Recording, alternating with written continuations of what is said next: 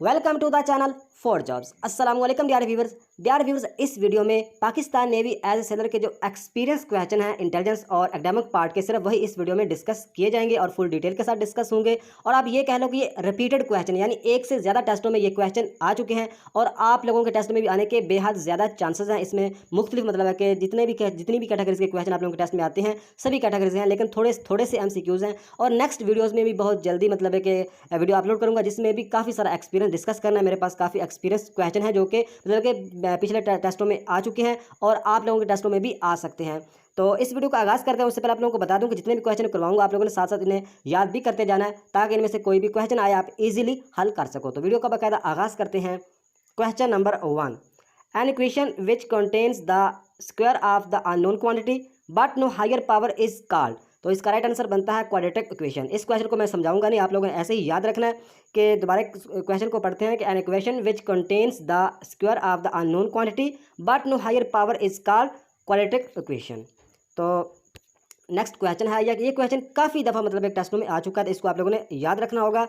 The boiling point of water is, यानी इसमें question में हमें ये बताना है कि जो पानी का बॉइलिंग पॉइंट है वो कितना है। तो इसका राइट आंसर बनता है 100 ग्रेड सेल्सियस। तो सेल्सियस में मतलब अगर ऑप्शन हूँ तो आप लोगों का राइट आंसर होगा 100 ग्रेड सेल्सियस। अगर फ़ारेनहाइट में ऑप्शन हूँ तो इसका राइट आंसर होगा 212 ग्रेड फ़ारेनहाइट। तो ये आप लोगों को दोनों याद रखने होंगे। तो नेक्स्ट क्वेश्चन है, dash is use to make liquid soap and shaving cream. यानी इस क्वेश्चन में हमें यह बताना है कि वो क्या चीज़ है जो यूज़ होती है बनाने के लिए liquid soap and shaving cream. तो इसका राइट आंसर बनता है KOH।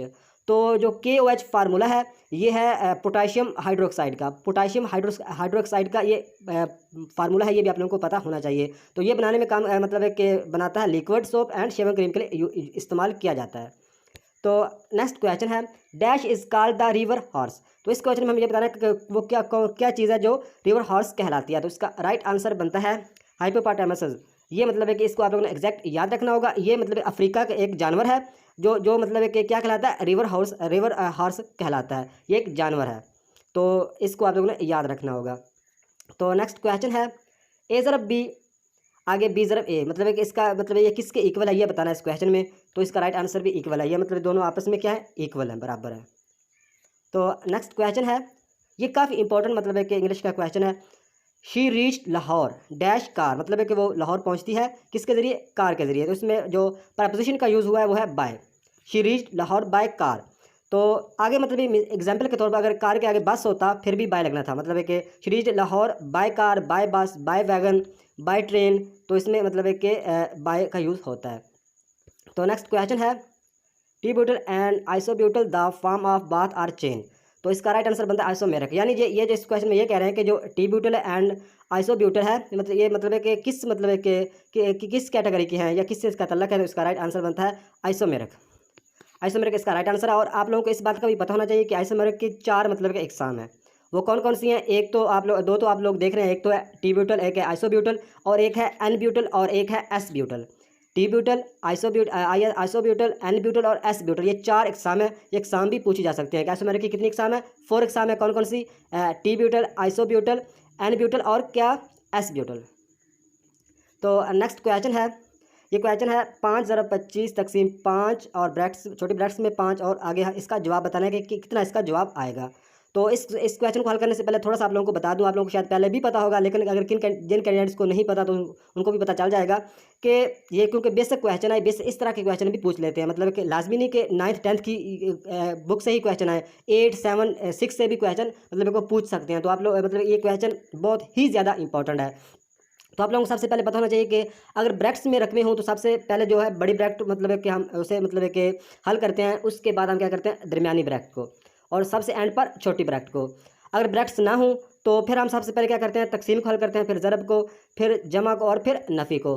तो उम्मीद है कि इस बात की आप लोगों को समझ आ गई होगी। तो आप कैसे इस क्वेश्चन को हल करते हैं, तो सबसे पहले हम तकसीम को हल करते हैं। तो हमें तकसीम को हल करना है तो हमें 25 तकसीम 5 को हल करना चाहिए, लेकिन हम ऐसा नहीं कर सकते क्योंकि जो हमारे पास छोटी ब्रैकेट में भी रकम है। तो आप लोगों को पहले बता चुका हूँ कि सबसे पहले अब सब एंड मतलब अगर सबसे पहले बड़ी उसके बाद दरमियानी उसके बाद छोटी, तो इसमें सिर्फ छोटी है तो सबसे पहले छोटी ब्रैकेट को हल करेंगे, उसके बाद तक मतलब है कि बाकी रकमों को हल करेंगे। ये आप लोगों को उम्मीद है कि इस बात की समझ आ गई होगी। तो हम क्या करेंगे, 5 को 5 से मतलब है कि इसको हल करें तो इसका जवाब कितना आएगा, 5 को 5 ज़रब दिया तो 25 आ जाएगा। तो पीछे हमारा है 5 ज़रब 25, तो आगे मतलब है कि तकसीम फिर 25 हो जाएगा। तो 25 को 25 तकसीम किया तो एक जवाब आएगा, तो एक को 5 ज़रब करेंगे तो कितना आएगा, 1 5 5, यानी इस क्वेश्चन का 5 जवाब आता है।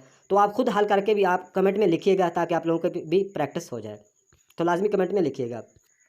तो नेक्स्ट क्वेश्चन है, a transformer works on the principle of, यानी मतलब इस क्वेश्चन में हमें यह बताना है कि जो ट्रांसफार्मर है वो काम करता है मतलब है कि किस बुनियाद पर। तो इसका राइट आंसर है आपके मतलब ऑप्शन में अगर इन दोनों में कोई भी हो, एक ही होगा दोनों में, या तो होगा इलेक्ट्रोमैग्नेटिक इंडक्शन या होगा म्यूचुअल इंडक्शन फ्राडेला। तो इनमें से कोई भी हो तो आप लोग मतलब इस पर टिक कर देंगे, यानी या ये होगा इलेक्ट्रोमैग्नेटिक इंडक्शन पर काम करता है ट्रांसफार्मर, या म्यूचुअल इंडक्शन फ्राडेला, ये दोनों ही मतलब है कि ठीक है, ये दोनों एक ही चीज़ है। तो नेक्स्ट क्वेश्चन है, nib is to pen then horse is to, यानी इस क्वेश्चन में हमें यह बताना है कि जो निब है इसका तल्लक तो पिन के साथ है, देन हॉर्स का तल्लक किसके साथ हो सकता है। तो इस तरह के क्वेश्चन को समझने के लिए आप लोगों को पता होना चाहिए कि जो निब का तल्लक उन्होंने पिन के साथ बताया, तो इसी तरह का तल्लक हॉर्स का भी हमें बताना होता है। नीचे ऑप्शन दिए होते हैं, तो इसमें मैं ऑप्शन नहीं मतलब दिए, ऑप्शन देता हूँ तो मतलब है कि काफ़ी मतलब है कि ना वो वीडियो बनाने के लिए काफ़ी टाइम दरकार होता है ऑप्शन अगर नीचे दूं, क्योंकि जो कैंडिडेट सेंड करते हैं क्वेश्चन तो वो ऑप्शन नहीं देते, सिर्फ वो मतलब उसका राइट आंसर बता देते हैं, और किसी के ज़्यादा क्वेश्चन के राइट आंसर भी नहीं बताते, वो नेट से बुक से मतलब है कि एक एक क्वेश्चन के जवाब ढूंढने पड़ते हैं। तो आप लोगों से छोटी सी रिक्वेस्ट है कि वीडियो को लाइक कर दिया करो, ताकि मतलब थोड़ी सी हमें मोटिवेशन मिलती है कि हमारी वीडियो से आप लोगों को फ़ायदा होता है। तो प्लीज़ वीडियो को लाइक कर दीजिएगा। तो देखें निब का मतलब है कि पिन जो है, पिन की निब होती है, पिन के जैसा लिखते हैं ना हम निब के साथ लिखते हैं, तो पिन की निब होती है। तो इस तरह हॉर्स की हम हॉर्स से क्या कर सकते हैं, हॉर्स से हम राइटिंग करते हैं। तो उम्मीद है कि इस क्वेश्चन की आप लोगों को समझ आई होगी। नेक्स्ट क्वेश्चन है, ये क्वेश्चन काफ़ी ज़्यादा इंपॉर्टेंट है और मुख्तलिफ तरीके से ये क्वेश्चन पूछा जाता है। तो आप लोगों को इस क्वेश्चन का अगर कंसेप्ट क्लियर होगा तो किसी भी तरीके से ये पूछा जाए तो आप लोग इजीली हल कर सकोगे। देखें इसका कंसेप्ट समझते हैं, लिखा हुआ है, if the yesterday is Friday what is the day after it's 2 days, मतलब है कि यहाँ पे कोई भी दिन और दे सकते हैं, Friday Saturday Sunday Monday Tuesday जो भी दिन दे दें, और यहाँ पे आगे 5 दिन पूछ लें, 3 दिन पूछ लें, 2 दिन पूछ लें, तो आप लोगों को इसका कंसेप्ट क्लियर होना चाहिए। इस क्वेश्चन में सिंपल ये कह रहे हैं, if the yesterday is Friday what is the day after it's tomorrow, यानी मतलब है क्या था कि यस्टरडे का मतलब होता है गुज़श्ता दिन, जो दिन गुजर गया है, जो दिन गुजर गया है, जो दिन गुजर गया है वो कल का दिन था ना, तो कल के दिन क्या था, फ्राइडे था। तो आज क्या मतलब है कि आज क्या है फिर, कल फ्राइडे था, गुज़श्ता दिन यस्टरडे क्या था, फ्राइडे, तो आज क्या है, आज है सैटरडे। तो आज के बाद हमें क्या बताना है, आफ्टर इट्स 2 डेज, हमने आज के बाद 2 दिन बाद कौन सा दिन होगा, आज क्या दिन है, सैटरडे, तो आज के बाद 2 दिन बाद, तो कल की अगर बात करें तो कल होगा संडे, और अगर संडे के अगले दिन क्या होगा, मंडे, तो हमारा राइट आंसर बनता है मंडे। तो इसी तरह ही आप क्वेश्चन को हल कर पाओगे, आप लोगों को इसका कंसेप्ट क्लियर होना चाहिए। सिंपल क्वेश्चन है, अगर जिस क्वेश्चन की समझ ना आए लाजमी कमेंट में लिखिएगा, आप लोगों को कमेंट में मतलब बॉक्स में ही समझा दूंगा, ना समझा पाया तो फिर नेक्स्ट वीडियो में उस क्वेश्चन को क्लियर कर दूंगा। नेक्स्ट क्वेश्चन है, ये क्वेश्चन भी काफ़ी ज़्यादा इंपॉर्टेंट है और ये भी मुख्तलिफ तरह से पूछा जा रहा है।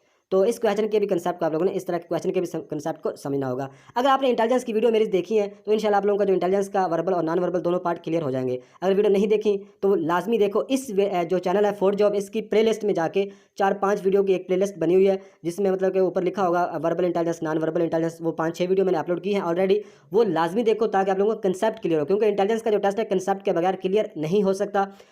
इंग्लिश की भी 4-5 वीडियो बनाई हैं, वो भी लाजमी देखो, क्योंकि इंग्लिश इंटेलिजेंस और साथ मैथ, इसका कंसेप्ट क्लियर होना लाजमी है। बाकी जो है फिजिक्स केमिस्ट्री जनरल नॉलेज, इसकी थोड़ा सा रट्टा भी अगर लग जाए तो कोई मसला नहीं होता। तो आइए इस क्वेश्चन को हल करते हैं। लिखा हुआ है, a man has sold 70% of mangoes, he has 270 mangoes remaining, tell me how many mangoes did he have, यानी इस क्वेश्चन में वो ये कह रहे हैं कि एक आदमी है, उसने मतलब है कि 70% जो आम है वो क्या है, वो सेल कर दिए हैं, बेच दिए हैं, तो बाकी उसके पास कितने रह गए हैं, बाकी उसके पास ही हैज़ 270 मैंगो, यानी 270 मैंगोज उसके पास बाकी बच गए हैं। तो हमें इस क्वेश्चन में ये बताना, नीचे ऑप्शन दिए होंगे कि tell me how many mangoes did he have, यानी उसके पास टोटल कितने मैंगोज थे, इस क्वेश्चन में हमें ये बताना है। तो इस क्वेश्चन को हल करने का बहुत ही आसान तरीका है कि देखिए 70% तो उसने सेल कर दिए, तो बाकी कितने हैं, 270, तो इस बात का तो हमें कन्फर्म पता चल गया कि बाकी कितने बचे हैं, बाकी 30% हैं, यानी बाकी कितने बचे हैं, 30%, 70% उसने बेच दिए, बाकी कितने बच गए, 30%। तो 30% और 70% को आपस में मतलब जमा करेंगे तो हमारा राइट आंसर आएगा। तो 30% इस क्वेश्चन को कैसे हल करेंगे, देखें कि 270 पीछे 270 कितने हैं, 30% है 270, ये आप लोगों को याद रखना है। तो 270 को 30 के साथ क्या करेंगे, तकसीम कर देंगे, सिंपल करना है, 0 को 0 से कट जाएगा, 3 एकम 3, 3 नया 27, तो हमारा जवाब कितना है, मतलब एक हमारा जवाब आया 9, यानी मतलब 1% में 9 मैंगोज है। परसेंट में कितने मैंगोज हैं 9 है। तो हम क्या करेंगे, 9 हमारा जवाब आया, 9 ज़रब कर देंगे इस 70 को, इस 70 को जवाब ज़रब करेंगे तो कितना आएगा, 9 0 0 9 7 63, 630 हमारा जवाब आया। तो 630 में क्या करेंगे, 270 को जमा करेंगे तो हमारा राइट आंसर आ जाएगा। कितना राइट आंसर आएगा आप मुझे कमेंट में लाजमी बताइएगा। और इस क्वेश्चन को बिल्कुल नज़रअंदाज नहीं करना, इस क्वेश्चन को समझना, इस रिलेटेड भी क्वेश्चन पूछा जा सकता है, तो आप लोगों को इसका कंसेप्ट क्लियर होना चाहिए। तो नेक्स्ट क्वेश्चन है, ये क्वेश्चन भी काफ़ी दफ़ा रिपीट हो चुका है। Pakistan and Afghanistan border known, यानी जो पाकिस्तान और अफगानिस्तान का जो बॉर्डर है वो क्या कहलाता है, तो उसका राइट आंसर है ड्यूरेंट लाइन। ये आप लोगों को पहले भी पता होगा शायद, ड्यूरेंट लाइन कहलाता है। और ड्यूरेंट लाइन मतलब है कि डेट पूछी जा सकती है, कब ड्यूरेंट लाइन लगाई गई थी, तो ये 1893 में लगाई गई थी। ये आप लोगों ने याद रखना, 1893 में लगाई गई थी। उस वक्त मतलब है कि उस वक्त जो बर सगीर के पर हुकूमत थी अंग्रेज़ों की, और दूसरी तरफ मतलब अफ़गानिस्तान पर मतलब है कि हुकूमत थी अब्दुर्रहमान, मतलब है कि हुक्मरान था। तो अब्दुर्रहमान और मतलब है कि जो मतलब है कि बरसगीर के यानी सब कॉन्टिनेंट के जो मतलब है कि अंग्रेज़ लीडर थे उनके दरमियान ये मुआहदा हुआ था। 1893 में ये मतलब है कि लाइन लगाई गई थी। तो इसकी लेंथ भी अगर पूछी जाए तो लेंथ इसकी मतलब है बुक्स पर या वेबसाइट की बात करें तो गूगल पर काफ़ी मुख्तलिफ दी हुई है। तो इसमें 2670 भी आप लोगों ने याद रखनी है, 2640 भी है, 2430 भी है, 2440 भी है। तो ये 4-5 फिक्र याद रखें, इनमें से ही कोई ऑप्शन में होगी। ये याद रखें कि इन ऑप्शन में से ही कोई ना कोई मतलब ये जो बता रहा हूँ इनमें से ही कोई होगी, तो आप लोग उस पर टिक कर देंगे। तो नेक्स्ट क्वेश्चन है, which forward reaction and reverse reaction takes place at equal rates but in opposite direction is called. तो ये मतलब केमिस्ट्री का क्वेश्चन है, इसको दोबारा पढ़ते हैं। Which forward reaction and reverse reaction takes place at equal rates but in opposite direction is called chemical equilibrium.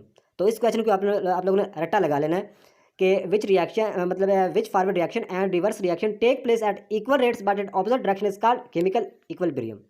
तो नेक्स्ट क्वेश्चन है, ये है सीरीज का क्वेश्चन। तो सीरीज का क्वेश्चन मैं पहले भी वीडियो में करवा चुका हूँ कि सीरीज का क्वेश्चन अगर कोई भी आ जाए तो 3-4 चीज़ें आप लोगों के माइंड में फौरी आ जाना चाहिए। एक तो इसमें जल्दी जल्दी से देखें, ये ताकत में सीरीज चल रही है या जुफ्त अदाद में सीरीज चल रही है, या इसमें मतलब कि सिंगल सीरीज है या डबल सीरीज है, या क्या इसमें चीज़ें जमा हो रही है या नफी हो रही है। ये 3-4 चीज़ें सीरीज में होती हैं और कुछ भी नहीं होता।